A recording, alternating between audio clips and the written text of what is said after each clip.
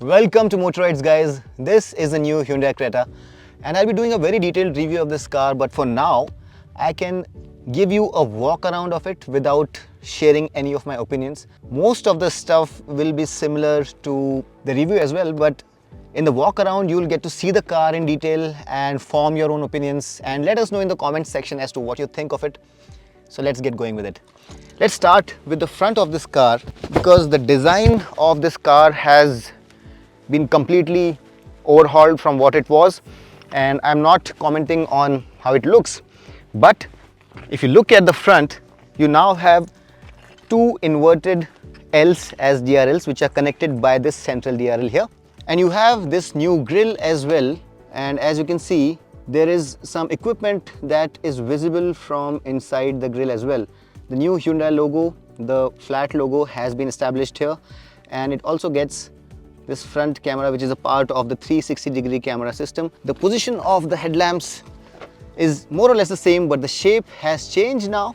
This is the low beam, this is the high beam. You have front parking sensors, and in addition to all of that, you can see a new sensor sitting here, because this car now also gets ADAS functionality. What do you think about the front of the car? How does it look to you, and how good or bad it is in terms of aesthetics as compared to the car that it replaces? Do let us know in the comment section. It's very important for us to know. Now on the side, the wheels are new. They're 17 inches, machine cut alloys, two-tone, and they are 215 section JK tire UX Royale. Whether the user experience or UX is great on these tires, I'm going to let you know in the review. But what do you think about the design of the wheels? Do let us know. Now, the side of this car has been kept the same as before, and there are no changes here except for this chunky design on the running board, and the ground clearance is about 200 mm or thereabouts. You get these chrome handles, you get these roof rails and a panoramic sunroof, which is two-piece, a shark fin antenna, and the familiar thick C-pillar is just the way it was, with this grey insert which runs all the way to the front window.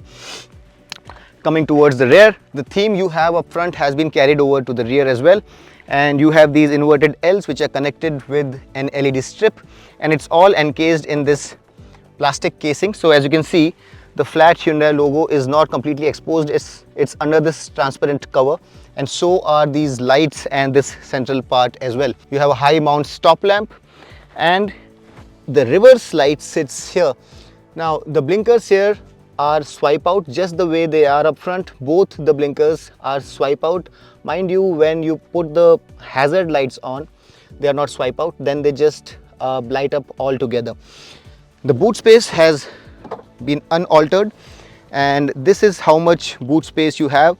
The rear seats are 60-40 split, and underneath this board you have a 205 section steel rim spare tire. Apart from that, there is no lip here, so you can slide stuff in directly, so that's a feature. And all in all, the car's dimensions are the same, but the look, the aesthetics have changed completely, and I would really be interested in knowing what you think about the visual aspect of this car. The ORVMs have turn indicators on them. They also integrate the side members of the 360-degree camera system, and this is how the key looks. It has 4 buttons: lock, unlock, remote on, and boot release. And obviously, to get inside, you don't need to take the key out. It comes with a proximity sensor, and inside now you have a 3-tone interior. So as you can see, this is grey, this is off-white, and this is black. This material is soft to touch. You can store a 1-liter water bottle very easily here, and these are all the controls for the mirror and windows. It comes with a Bose audio system. The driver's seat is electric, and you don't have a lumbar support here. The seat itself is 2-tone, and you have this contrasting orange stitching and orange piping. What do you think of the seats? It comes with this perforated leatherette and ribbed kind of a treatment, and I would really like to know what you think about these seats. The steering design is familiar, although the color is different now.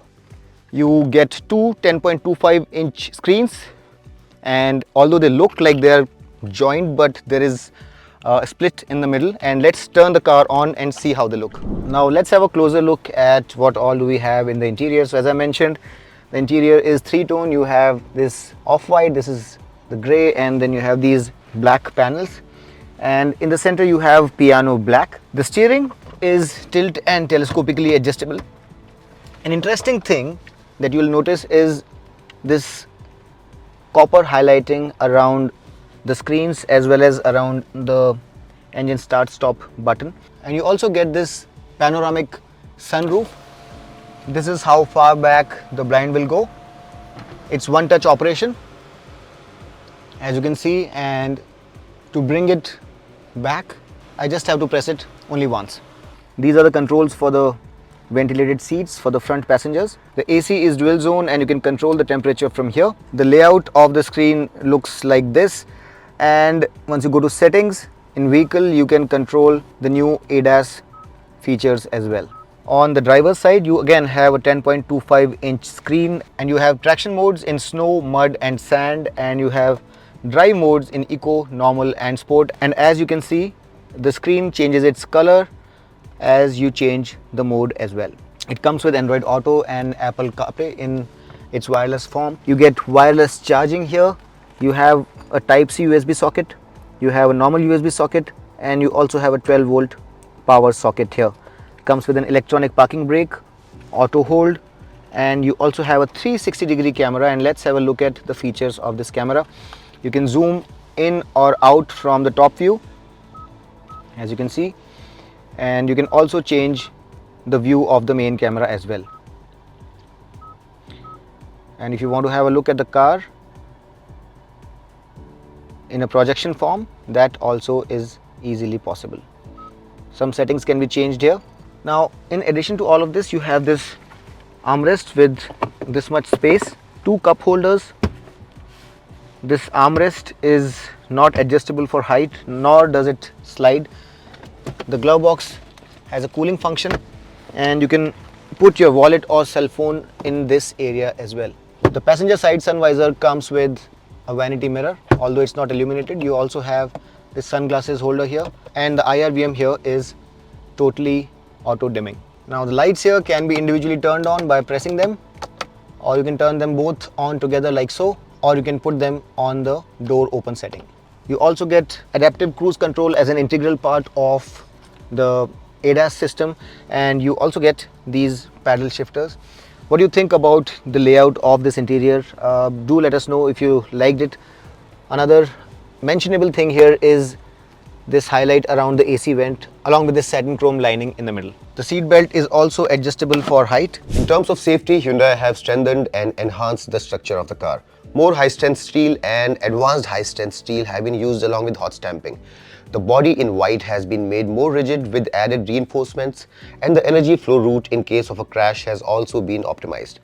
The car gets 36 safety features as standard and over 70 safety features in the top of the line variant.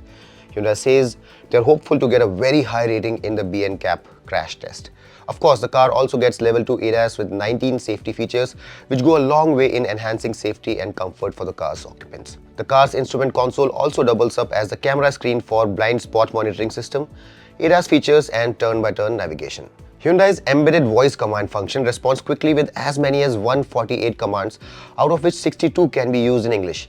The car also gets an air purifier and a magnetic pad similar to the one we saw in the Ioniq 5. The new Creta will be available in 7 distinct colors, out of which this dark green is new. There will also be more two-tone options. The Creta comes with a 3-year unlimited kilometers warranty extendable to 7 years. It also gets 3 years of BlueLink subscription, 16 OTA updates and 3 years RSA. As you can see, the passenger seat is not electric. And all in all, looking at my size, me being 5 feet 10, you can see how much headroom I have, and you can also have a look how comfortable I am or not while sitting in the driver's seat. You also get a dead pedal, and since this is an automatic, you have this drive selector lever, and this is how it looks. Let's have a look at the back seat as well and see how much space do we have there and the features that you get as a passenger.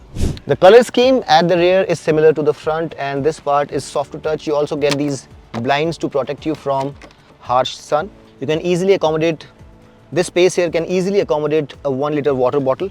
Just have a look at me, and it's up to you to decide how easy or difficult it is to get inside the car.